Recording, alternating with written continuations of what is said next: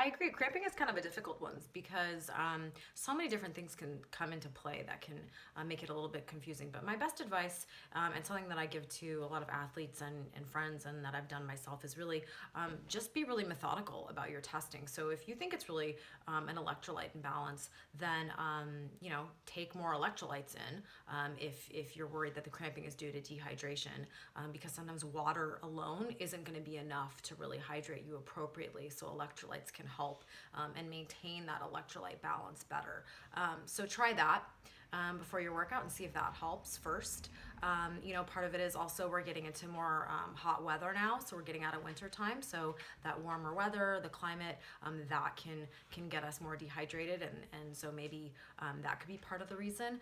Another big issue for a lot of athletes is when you're first going back to your sport or exercise, whether it's running, cycling, whatever, those initial hard efforts, a lot of people cramp, and it's really just because your muscles need to kind of get back to the adaptation of firing really quickly. So especially those fast twitch, like type 2 muscle fibers, which you find a lot of in your calf muscles, hamstrings, etc.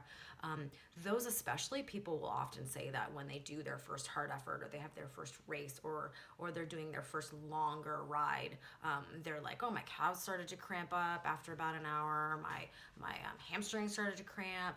So a lot of times it's really just the effort, and your body needs time to adapt to that. So really getting that firing to happen, and that's just going back to it slowly and just building up your tolerance to it. So the first couple of times that just may happen. Other people, when they're more deconditioned, some of my older patients, same thing.